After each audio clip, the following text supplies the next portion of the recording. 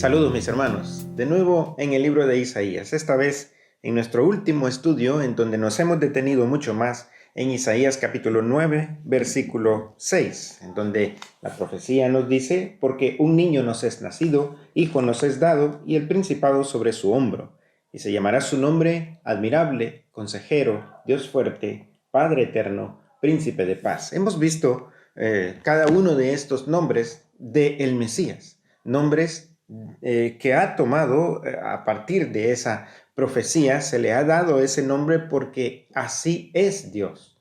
Por eso lleva esos nombres.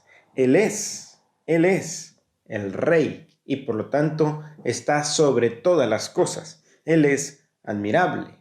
Él tiene palabra de consejo. Él es Dios fuerte. Y hoy veremos esto de que Él es el Padre eterno. Y nos quedaría estudiar el príncipe de paz, que tiene que ver con su señorío sobre todas las cosas. Pero detengámonos un poco en este término del Padre eterno, porque, por ejemplo, en Daniel capítulo 7, versículos 9, versículo 13, versículo 22, se está refiriendo a Dios como el anciano de días. El Mesías es Dios que ha de venir a este mundo según la profecía, pero viene como un bebé. Y su nombre en el Antiguo Testamento es el anciano de días. Su nombre es el Padre eterno. Bueno, obviamente está hablando en términos de relación, Padre. Ese término se usa en el Antiguo Testamento refiriéndose a la relación de Dios como Padre de individuos. Se usa en el Antiguo Testamento más o menos unas 245 veces. Se usa mucho en el Antiguo Testamento porque en el Nuevo Testamento más o menos encontraríamos unas 15 veces ese término como Padre refiriéndose a Dios en su relación con individuos. Ahora, en el Nuevo Testamento se nos dice que como padre Él da cosas a sus hijos. Por ejemplo, en Romanos 1:7, Él nos da gracia y paz. De hecho, este es un saludo muy común en las epístolas. Por ejemplo, Romanos 1:7 dice, a todos los que estáis en Roma, amados de Dios, llamados a ser santos, gracia y paz a vosotros de Dios nuestro Padre y del Señor Jesucristo. También Santiago 1:17 nos dice que como Padre Dios nos da buenas dádivas, buenos regalos. Toda buena dádiva y todo don perfecto desciende de lo alto del Padre de las luces, en el cual no hay mudanza ni sombra de variación, nos dice Santiago. Pero también en 2 de Juan, versículo 4, se nos dice que como Padre nos ha dado mandatos, mandamientos. Mucho me regocijé, dice allá en 2 de Juan, versículo 4, porque he hallado a algunos de tus hijos andando en la verdad, conforme al mandamiento que recibimos del Padre. ¿Notas? Las cosas que Dios da y por supuesto pudiésemos seguir y encontraríamos muchísimas más cosas que Dios nos da. Solo a manera de darnos una idea, encontramos que como Padre nos da su gracia, nos da su paz, nos da buenas dádivas, nos da sus mandamientos. Sus mandamientos, por supuesto, son buenos. Ahora, esa es la relación de Él para con nosotros como Padre y de nuestra parte para con Él. Entonces dice la palabra del Señor que con Él nos debemos dirigir así, como Padre nuestro que estás en los cielos. ¿Recuerdas la oración modelo de Mateo capítulo 6, versículo 9? Dice allí que nosotros debemos tener claro quién es Él para con nosotros. Él es nuestro Padre. Por otro lado, como en la profecía de Isaías capítulo 9, versículo 6 se está hablando de el Mesías como Dios Padre, entonces debemos entender que cuando Jesús vino a este mundo, habló de esa relación. De hecho, tantas veces dijo que Él y el Padre son uno. Entre otras cosas, en Juan capítulo 17, versículos 1 a 3, por ejemplo, encontramos esta idea. Allí se nos dice palabras como esta. Estas cosas habló Jesús, levantando los ojos al cielo, dijo, Padre, la hora ha llegado. Glorifica a tu Hijo, para que tu Hijo también te glorifique a ti. La relación estrecha entre el Mesías y el Dios Padre, porque Dios es el Mesías. Dios se llama Padre Eterno. El Mesías entonces se llama Padre eterno, por supuesto. Ahora, eterno. Dios es el Padre de la eternidad. Dios es eterno. Eso quiere decir que Él no está condicionado al tiempo. El tiempo no le limita. Podemos hablar de, si queremos, para hacernos una idea de todo esto, podemos hablar de una eternidad pasada, de una eternidad futura. No es tan exacto el término, hablar de eternidad pasada, eternidad futura, porque eternidad lo es todo. Pero pensando en la creación, todo tiene un inicio. Dios creó las cosas, a partir de ahí existen. Dios no tiene principio. Las cosas tienen un principio y de ahí van hacia adelante. En cuanto a nosotros, los seres humanos, es interesante que se habla de, por ejemplo, que todos han de resucitar. Algunos resucitarán para condenación eterna y otros para vida eterna. Es decir, somos parte de la creación. El ser humano tuvo un inicio, sin embargo, no tiene final. Con el pasado no tenemos relación eterna, con el futuro sí. Y ojo, porque está hablando de la condenación eterna o de la vida eterna. Entonces depende de nuestra relación para con Dios qué va a pasar de aquí en adelante, en el futuro total, el futuro, la eternidad futura. El tiempo depende de Dios. Dios no depende del tiempo. Sin embargo, Él se ajusta al tiempo del ser humano en relación a sus planes. Por ejemplo, Gálatas capítulo 4, versículo 4 dice, pero cuando vino el cumplimiento del tiempo, Dios envió a su Hijo nacido de mujer y nacido bajo la ley. Entonces, Dios ejecuta su plan en el tiempo humano, pero Dios no le tiene limitado el tiempo, sí que tiene un orden para hacer las cosas y un orden dentro del tiempo de la humanidad. Si Dios es eterno, obviamente Él no tiene sucesor. No hay sucesión de su ser. No hay alguien que le va a sustituir. Nadie. Nadie. Absolutamente. Él es único. Siempre lo ha sido y siempre lo será. Dios no tiene principio porque Él es autosuficiente. No tiene una causa como para que Él sea un efecto. Dios no tiene principio. Él es quien es. De hecho, ese es el nombre con el cual se reveló a Moisés, por ejemplo. Yo soy el que soy. Es decir, no depende de nadie, no depende del tiempo, no dependió de nadie para existir, ni depende de nadie para que deje de existir. Nada le limita. No puede dejar de existir como no tuvo una causa para que surgiera. Ese es nuestro Dios. Es el Padre eterno. Ahora, la gran pregunta en todo eso para aplicarlo a nuestras vidas ¿es este Dios del cual habla la palabra, es mi Padre? Ese es el punto. Bueno, todo depende de, por ejemplo, Juan 1:12 dice, mas a todos los que le recibieron, a los que creen en su nombre, les da el derecho de ser hechos hijos de Dios. Hay un acto de fe en el cual no solo creo en Dios, sino que permito que Dios sea el Señor de mi vida. Entonces, cuando abro mi vida totalmente a Él, entonces entro en esa relación padre e hijo, una relación que no va a terminar nunca. Es en Romanos, por ejemplo, Romanos capítulo 8, en el versículo 15. Romanos 8:15, allá se nos dice, pues no habéis recibido el espíritu de esclavitud para estar otra vez en temor, sino que habéis recibido el espíritu de adopción, por el cual clamamos, Abba, Padre. Es que Dios nos ha adoptado como sus hijos. Es una relación duradera y, como decimos, una relación eterna, porque hemos entrado en una relación con el Padre eterno. Nunca Él dejará de ser nuestro Padre. Nunca, jamás. Bendito sea Dios. Nuestro Padre Celestial es así. Es el Padre que está en los cielos, pero puedo decir, Padre nuestro, está en los cielos, pero está conmigo. Es mi Padre, me ha adoptado como su hijo. Esta relación no termina. Por lo tanto, yo puedo acercarme confiadamente al trono de la gracia. Es lo que, por ejemplo, nos dice el libro de Hebreos capítulo 4, versículo 16.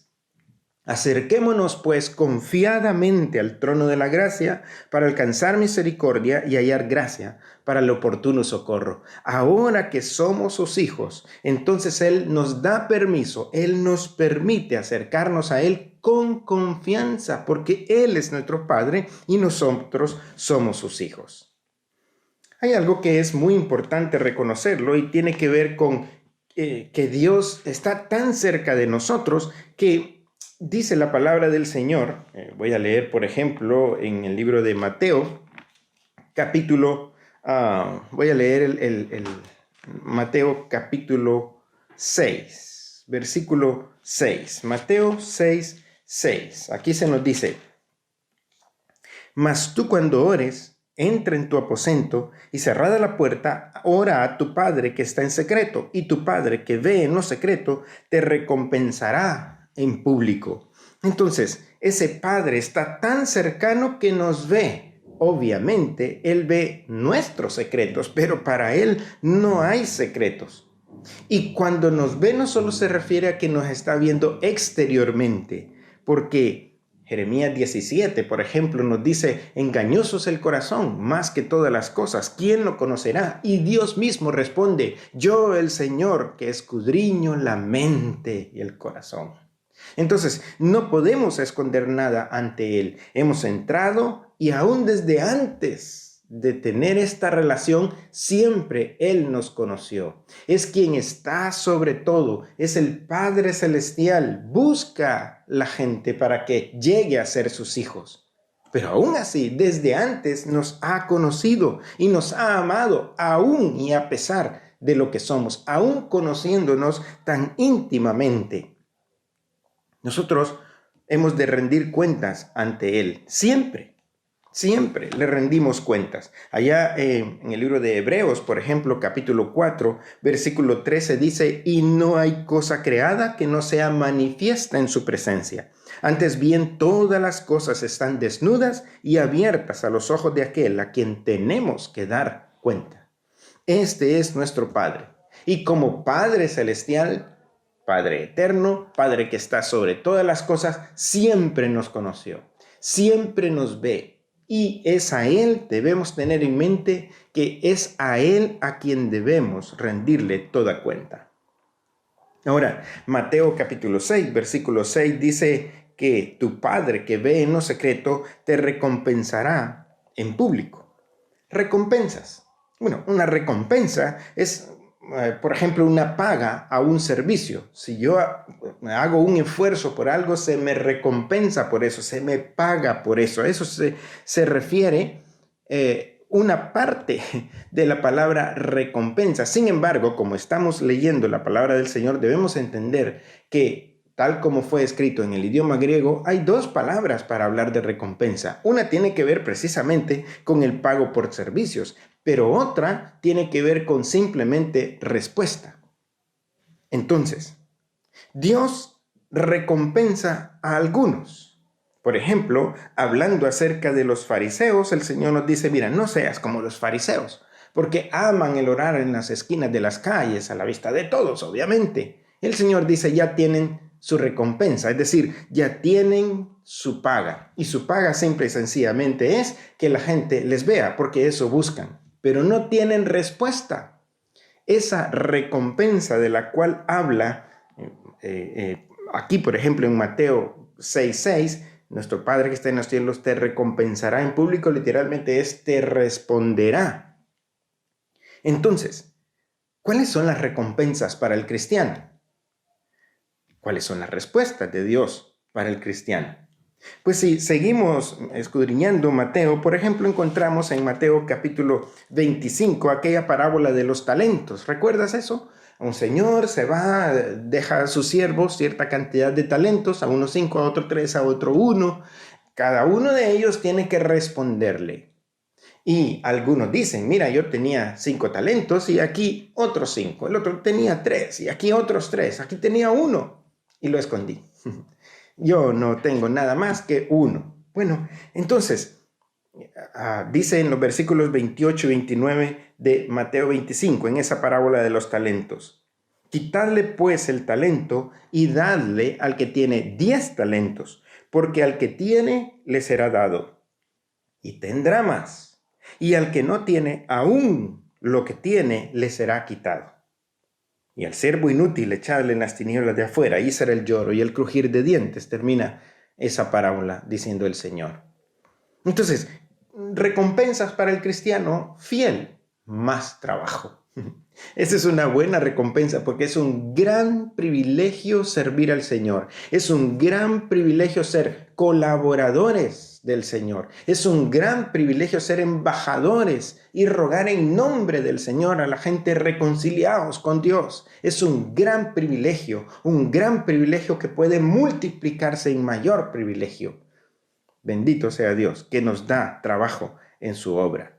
Por otro lado, tiene que ver también la recompensa con comunión pero muy cercana con Dios. Por ejemplo, si vamos a Juan capítulo 15 y leemos los versículos 15 a 16, dijo el Señor: ya no os llamaré siervos, porque el siervo no sabe lo que hace su Señor, pero os he llamado amigos, porque todas las cosas que oí de mi Padre os las he dado a conocer. No me elegisteis vosotros a mí, sino que yo os elegí a vosotros, y os he puesto para que vayáis y veáis fruto, y vuestro fruto permanezca, para que todo lo que pidiereis al Padre en mi nombre, Él os lo dé. Esa recompensa o esa respuesta de Dios tiene que ver con un mayor acercamiento, una relación cada vez más estrecha. Ya no os llamaré siervos, qué privilegio ser siervos, pero dice el Señor: ahora quiero llamaros amigos. Qué bendición tan grande. Es como una relación que se va estrechando mucho más y mucho más. Y cuando salgamos de este mundo, será tan estrecha esa relación que le veremos cara a cara. Le veremos tal como Él es. Y además de eso, otra recompensa, otra respuesta de Dios para el cristiano fiel tiene que ver con la satisfacción. Por eso el apóstol Pablo en 2 Timoteo capítulo 4 versículos 6 a 8 dijo él: porque yo ya estoy para ser sacrificado y el tiempo de mi partida está cercano. He peleado la buena batalla, he acabado la carrera, he guardado la fe. Por lo demás, me está guardada la corona de justicia, la cual me dará el Señor juez justo en aquel día, no solo a mí, sino a todos los que aman su venida. Satisfacción, porque Dios nos dio trabajo, lo hicimos, nos dio más trabajo, porque Dios nos llamó a tener una relación cercana con Él, a tener comunión con Él, y esta relación se fue estrechando mucho más. Y además de eso, Dios nos dará, ahí sí, una recompensa en los cielos, una corona. Cada una de las cosas que hacemos será evaluada por el Señor. Ya es evaluada, de hecho, porque todas las cosas están ante sus ojos. Las intenciones con aquello que hacemos las cosas para Dios, o tal vez no.